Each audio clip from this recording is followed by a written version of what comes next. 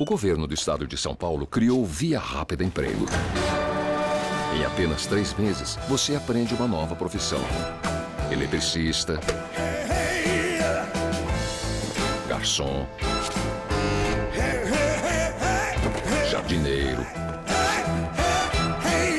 Relaxa, tem corte e costura e muito mais. Tudo de graça. Inscreva-se já. Governo do Estado de São Paulo. Grandes ideias. Compromisso com você. Olá, você internauta. Obrigado mais uma vez por estar conosco em mais uma edição do nosso programa Opinião, aqui no seu DGABC TV. Você sabe, está acostumado, um espaço com informação política para você ter todas as informações antes de decidir o seu voto no dia 7 de outubro. E este é um programa Opinião, uma edição especial. É o último programa antes do primeiro turno. Esta sexta, última edição antes de você ir às urnas no domingo para decidir o seu voto. Para isso, vamos fazer um programa especial, vamos fazer um balanço de toda a nossa cobertura do Diário do Grande ABC, um balanço dos 90 dias de campanha, a reta final, as últimas horas, o que deve acontecer daqui até domingo, o que já aconteceu, como foi essa última semana, a última rodada de pesquisas, enfim, o que ainda resta para acontecer até o momento final do voto. Para isso, trouxemos em nossos estúdios novamente o jornalista Beto Silva, editor de política do Diário do Grande ABC, responsável pela cobertura política, responsável pelo time que vai todos os dias às ruas trazer informações dos candidatos, levar para você tudo o que acontece no cenário político do Grande ABC. Nós vamos conversar muito, falar sobre esse cenário político, falar sobre o que de fato aconteceu, como foi, expectativa e as últimas horas aí até o momento final do voto. Fica aí, o programa Opinião está no ar.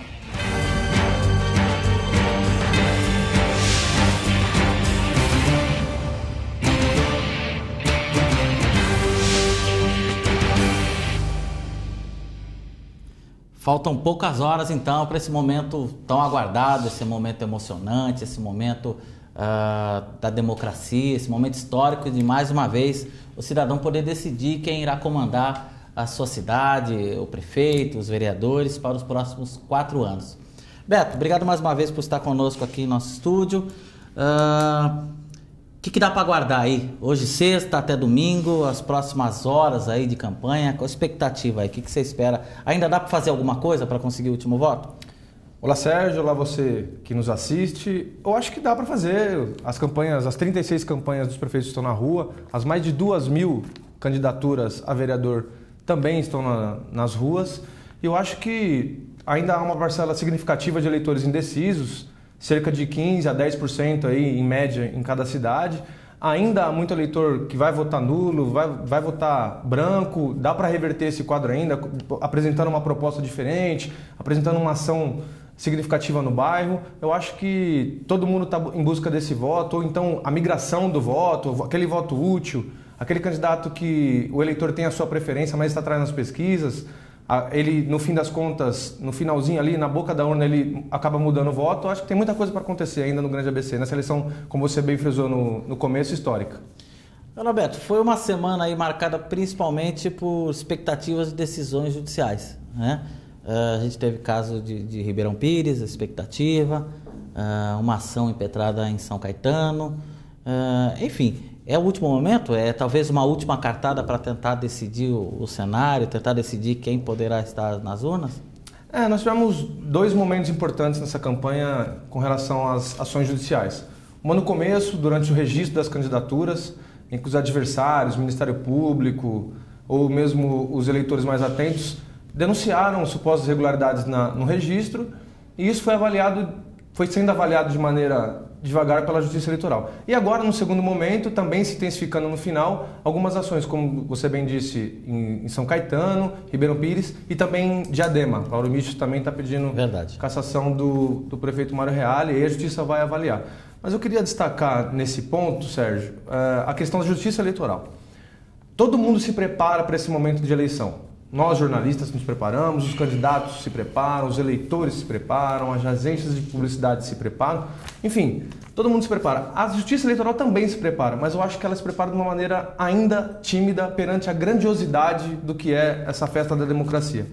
Por que eu avalio dessa maneira? Porque a Justiça Eleitoral ela é responsável por organizar toda a eleição, é responsável pelas urnas eletrônicas, é responsável por fiscalizar as publicidades, as propagandas eleitorais nesse período e é responsável por avaliar as ações judiciais que são impetradas de um candidato contra o outro, o Ministério Público avaliando as irregularidades.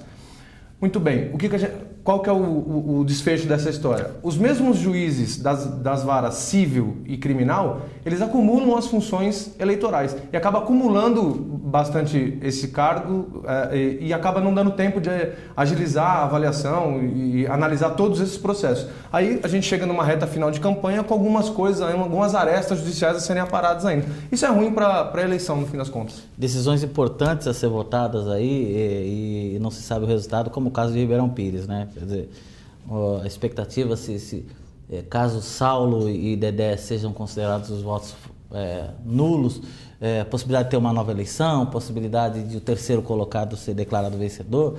Quer dizer, essa demora que você diz cria essas situações, né? Essas situações em que não se tem certeza do que de fato pode acontecer, né? Acontece como uma eleição atípica, né? Como ocorreu em Mauá em 2004.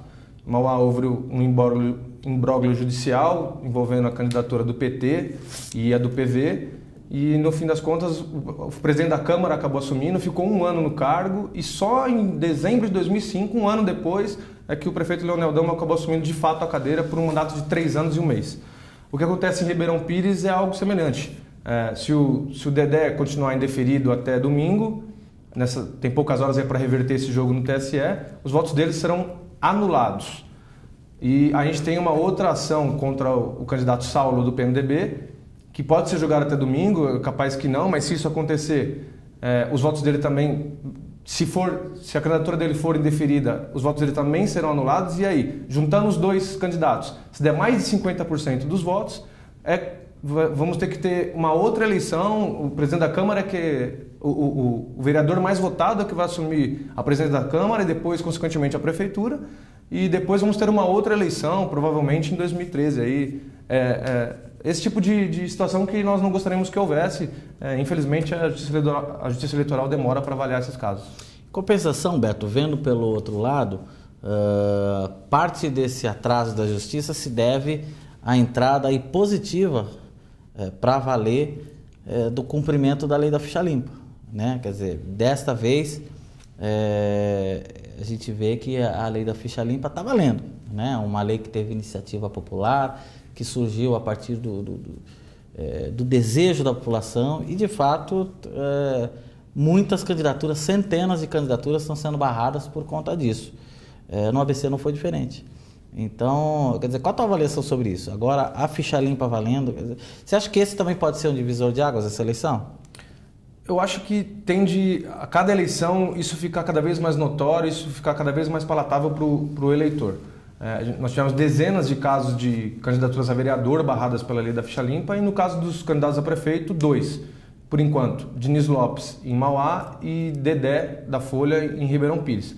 Ainda há recursos sobre esses casos, a Justiça não avaliou definitivamente isso ainda, mas são 2 casos que se enquadraram nessa questão. Acho importante para a gente também separar, cada caso é um caso, né? Foram por situações diferentes. A lei da ficha limpa ela é complexa, ela é algo novo ainda, até para o meio jurídico, para os especialistas em direito eleitoral. Todo mundo está começando a entender um pouco melhor essa situação, todo mundo começa a se adaptar sobre ela e eu acho que nas próximas eleições isso vai ficar cada vez mais palatável aí, tanto para nós que cobrimos a eleição, para os candidatos, para os especialistas e para o eleitor entender o que está acontecendo. Mas acho perfeitamente benéfico para a democracia brasileira. Estamos falando chegando ao final de 90 dias de cobertura do período eleitoral, que teve início no dia 6 de julho. Para a gente, cobertura, a primeira parte, né, da cobertura, se tiver segundo turno, se estende até o dia 28 de outubro, a cidade que tiver. Qual o teu balanço por cidade aí, Beto? Quer dizer, alguma surpresa? Quer dizer, a gente teve muita mudança de cenário, né? Quer dizer, até candidato que renunciou, mudanças em 3 meses apenas, né? Quer dizer, qual é o teu balanço? Que balanço que você faz da situação eleitoral de cada cidade? Realmente muita coisa aconteceu nesse período aí, chegamos aí a 83, 87, na verdade, dias de campanha. Numa maneira geral, eu acho que as campanhas foram realmente municipalizadas. Havia grande expectativa no começo de que as campanhas do Grande ABC fossem federalizadas, com bastante participação da União, de ministros, da presidente Dilma aqui, do ex-presidente Lula, de visitas do governador Geraldo Alckmin. Isso acabou acontecendo, mas de uma maneira um pouco mais tímida. E isso foi bom para a população avaliar realmente os projetos que vão influenciar na vida dela, na rua dela, no bairro dela. E não federalizar a eleição como nós vemos na capital, né? Que todos os olhos estão voltados para lá. É uma campanha que reflete também em 2014, 2016, enfim, aí para frente. O ponto positivo dessa campanha é que realmente nós vemos uma eleição municipal. E a gente tem os destaques de cada uma das cidades. Por exemplo, Santo André, a gente pode entrar nesse mérito, mais uma vez nós vamos ver a polarização de PT e PTB. Essa polarização vem desde 1982, ou seja, 30 anos essas duas siglas se degladiando na cidade, chegando aí na reta final com condições de levar para o segundo turno e com as duas com chances de vitória. Quer dizer, aí é Aïdan Ravin e Carlos Grana com possibilidades reais aí de disputar um segundo turno no dia 28, né? Exatamente. Assim como ocorreu em 82, Celso Daniel com Brandão, em 88, Celso Daniel com José Amazonas, 92, Cicote Brandão, 96, Celso Daniel com o Duílio, em 2000, Celso Daniel com o Russomano, que era do PP, mas tinha o apoio do PTB, em 2004, Avamir Heleno com o Duílio, que tinha o seu candidato a vice do PTB. Agora, mais uma vez, a gente vê esse confronto dessas duas grandes siglas aí do cenário nacional. Você acha que o candidato Salles, candidato do PTB, o candidato do PDT, aliás, se consolidou aí numa terceira posição, em algum momento cresce, em algum momento estaciona? Ele pode ser o divisor de águas, aí pode ser o balizador para esse segundo turno ou não?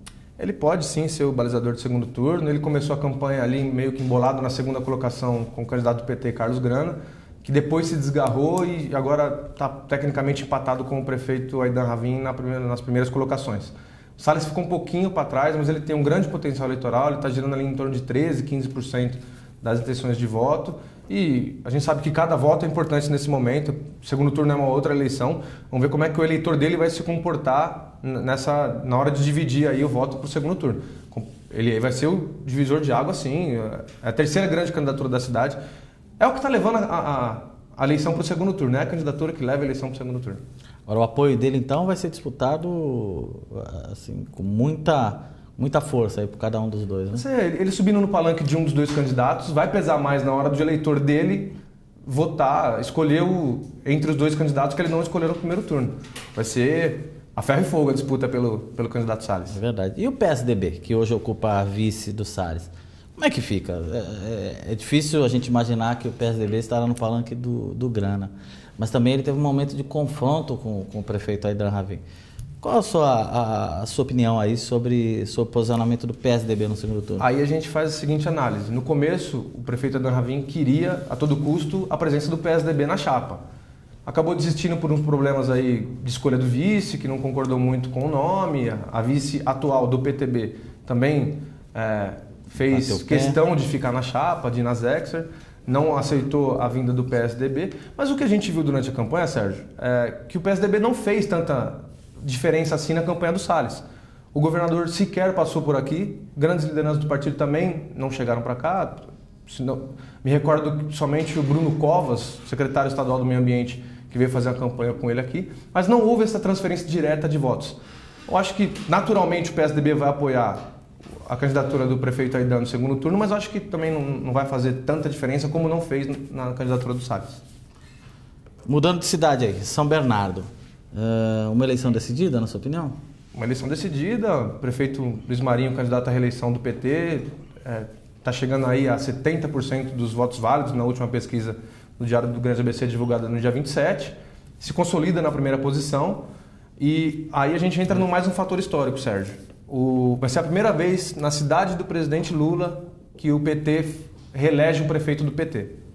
A gente teve outras ocasiões, outros prefeitos do PT, como Maurício Soares, mas que ele não conseguiu se reeleger. Depois ele fez uma gestão de 89 a 92, depois vieram PTB, PSDB, Maurício voltou para a prefeitura em 96, mas pelo PSDB, foi reeleito pelo PPS, ele não estava mais no PT, depois o Dr. Dib pelo PSB em 2004 e agora o Marinho venceu em 2008. Vai ser a primeira vez que o PT reelege um candidato ao Paço de São Bernardo na terra em que nasceu.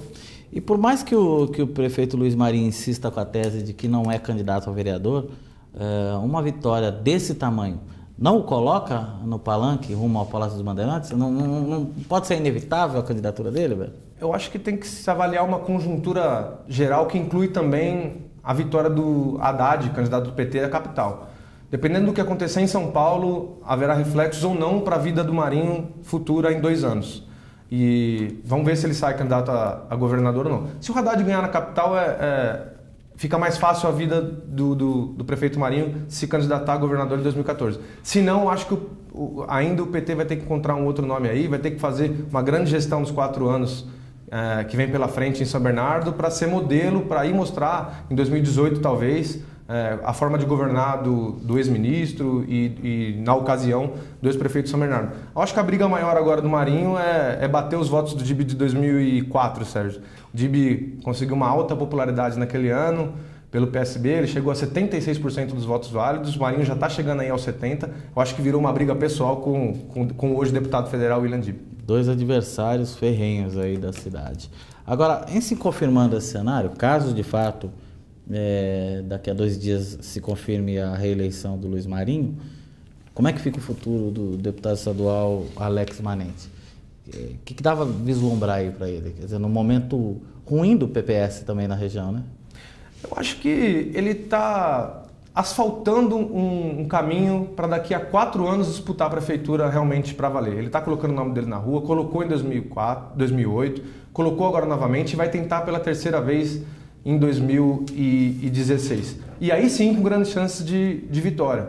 Ele vem fazendo um bom mandato na Assembleia, o 2º consecutivo dele. A gente acompanha o trabalho do deputado Alex Manente no Parlamento Paulista, a gente sabe da seriedade com que ele trata o seu mandato e eu acho que ele vem asfaltando bem essa condição para 2016 concorrer novamente a prefeito. Eu acho que o futuro dele, de repente, pode estar aí daqui a 4 anos.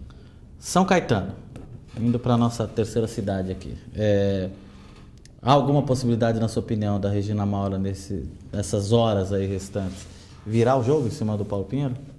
Eu acho que eleição é um pouco parecida com futebol, né? Na verdade, tudo pode acontecer. Claro que os números hoje dizem que o Paulo Pinheiro vai quebrar a hegemonia do PTB de 30 anos elegendo prefeitos na cidade, em 7 gestões seguidas, vai quebrar essa hegemonia e ele quer o candidato do PMDB.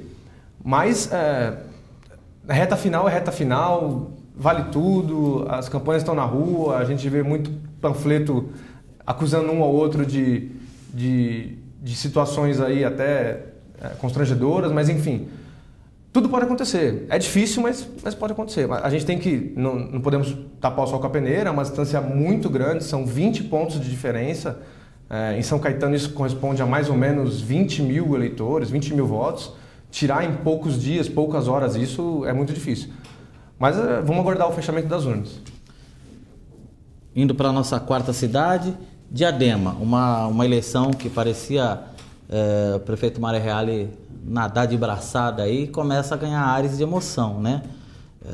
Você acha que dá tempo do Lauro Michels conseguir espaço aí para garantir uma vaga para o 2º turno?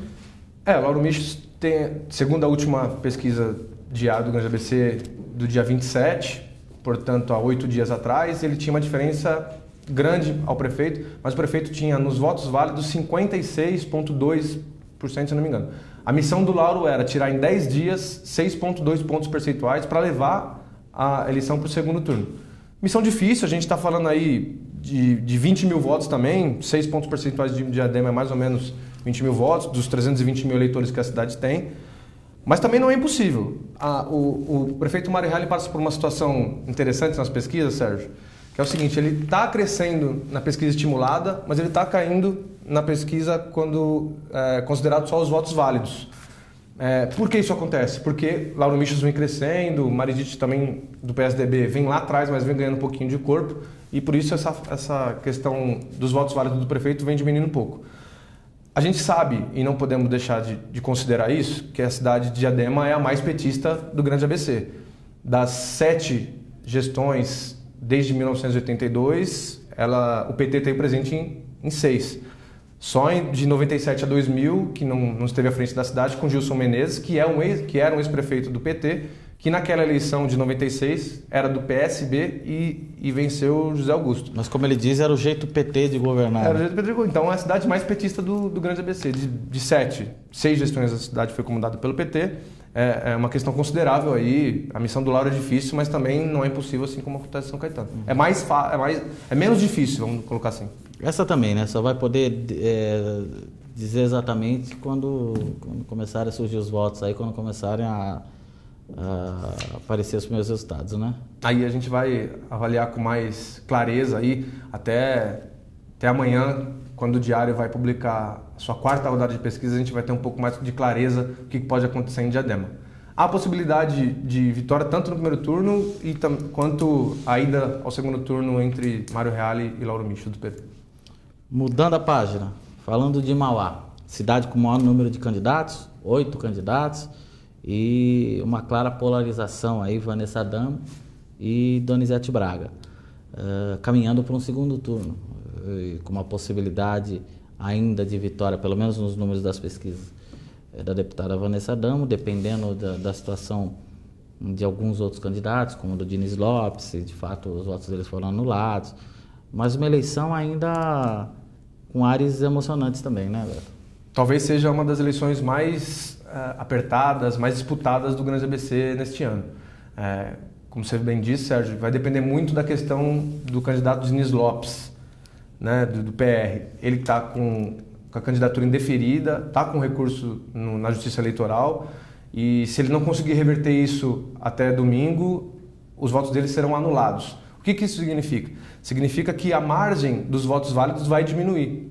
Então, a possibilidade de haver segundo turno, ela fica um pouco mais remota. De repente, um candidato que está com 46%, 47% dos votos válidos no primeiro turno, sem contabilizar os votos do Diniz, que vão ser considerados anulados, ganha 2 ou 3 pontos percentuais, aí pode chegar a 50% mais um. Eu acho que ele vai ser, julgamento dele na Justiça Eleitoral vai ser fator preponderante para levar ou não essa eleição para o segundo turno. Se de fato for confirmado o segundo turno, qual a sua análise? Vanessa Adamo e Donizete Braga, 2 candidaturas fortes, né? 2 candidaturas fortes, 2 deputados estaduais experientes, 2 correntes diferentes, 2 projetos diferentes. Eu acho que segundo turno, principalmente em Mauá, a gente usa no jargão político que segundo turno é uma outra eleição. No caso de Mauá, isso se configura mais ainda, porque são 8 candidatos. Como é que vão se movimentar esses 6 candidatos restantes?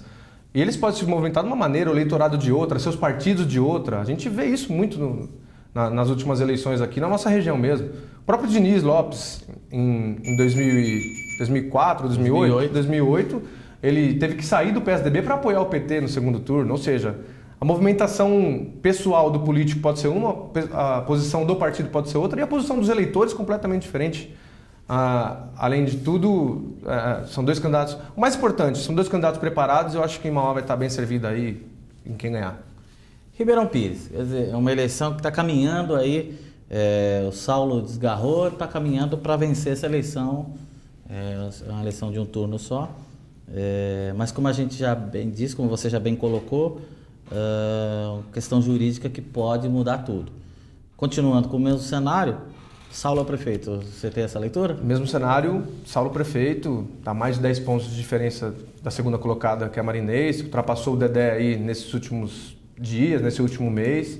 O Dedé que teve uma queda na sua candidatura devido ao indeferimento pela Justiça Eleitoral, foi enquadrado na lei da ficha limpa, está tentando reverter isso junto ao eleitorado e não tem conseguido. É o candidato governista, indicado pelo prefeito Clóvis Volpe, que tem um governo avaliado de maneira regular apenas pela população e não conseguiu alavancar nas pesquisas, não conseguiu alavancar sua candidatura. Ficou um pouco difícil para o Dedé nessa reta final. E a Maria Inês tem um teto, a gente sabe que ela tem uma grande rejeição na cidade, ela já foi prefeita por 2 mandatos, e aí a cidade está escolhendo a renovação, está apostando as fichas no vereador Saulo Benevides, do PMDB. Eu acho que se continuar assim, se a Justiça Eleitoral não julgar a ação que existe contra ele até o dia 7, ele vai ser declarado eleito por volta das 19, 20 horas de domingo. Até porque o Ministério Público já se posicionou pela improcedência da ação, né? O Dedé impetrou, né, uma ação contra o Saulo por abuso de poder econômico e dos meios de comunicação. O Ministério Público analisou o caso, sugeriu à Justiça que julgue a ação improcedente, ou seja, mantenha a candidatura do Saulo, e agora a Justiça vai decidir. Provavelmente não vai decidir nas próximas horas, vai deixar isso para depois da eleição, e aí fica as portas abertas para o Saulo ser considerado eleito no dia 7. Rio Grande da Serra, a última cidade. Qual a tua análise? Quer dizer, o Claudinho da Geladeira crescendo um pouco, mas ainda a candidatura de Maranhão ainda respirando com alguma tranquilidade, né?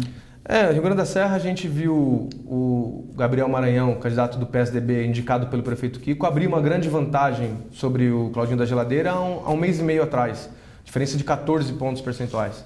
E agora, na última pesquisa do dia 27, há 8 dias, portanto, a gente viu que essa diferença diminuiu, caiu de 14 pontos para 6. Se isso continuar... O problema é que o Maranhão não está caindo, ele está subindo, mas em menor escala do que o Claudinho. E tem por trás um governo bem avaliado, são cerca de 20 partidos juntos, dezenas de candidatos a vereador, numa cidade pequena, com 34, 35 mil eleitores. Mesmo esses 6 pontos percentuais aí significam uma média de 2 mil eleitores, é um pouco difícil virar o jogo. Mas é uma campanha bonita que você está vendo na cidade, uma campanha disputada, uma das mais limpas, aliás, que tá ocorrendo no Grande ABC. É verdade.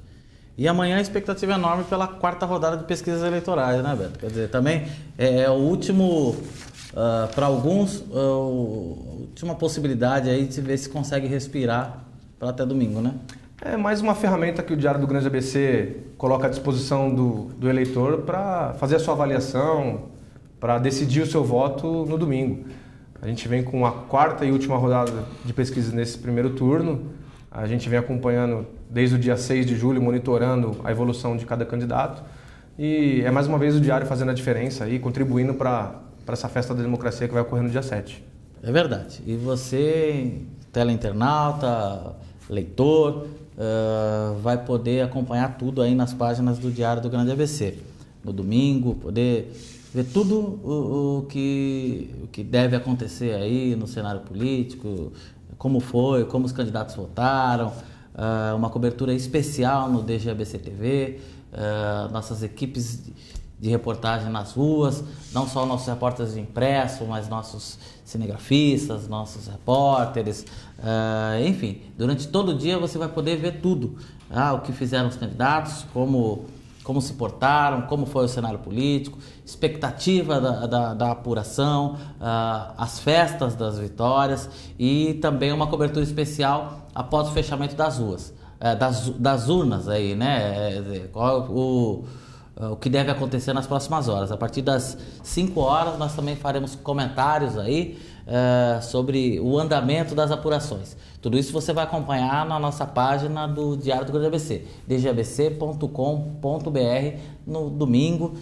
e uma cobertura especial, completa, na segunda-feira. Beto, mais uma vez, muito obrigado, parabéns aí pelo trabalho da sua equipe, ainda tem muito o que fazer, né? Domingo a equipe vai estar toda na rua, o jornal inteiro aí trabalhando para levar as informações, mas de qualquer forma, como você disse, o Diário mais uma vez marcando presença, sendo protagonista desse processo eleitoral, né?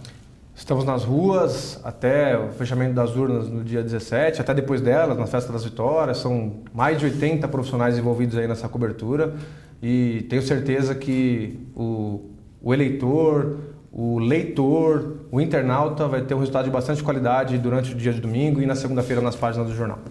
Maravilha. Obrigado mais uma vez, Beto. E obrigado especial a você que nos acompanha, que tem nos acompanhado toda essa nossa série aí de entrevistas com os candidatos a prefeito, tudo para dar a você a oportunidade de ir às urnas no domingo consciente, né? Tendo todas as informações dos seus candidatos.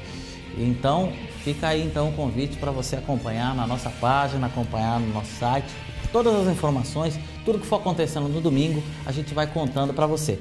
A gente espera você no domingo e na segunda-feira você terá, então, como eu te disse, a cobertura especial, todos os detalhes do que aconteceu nessa festa da democracia no Grande ABC.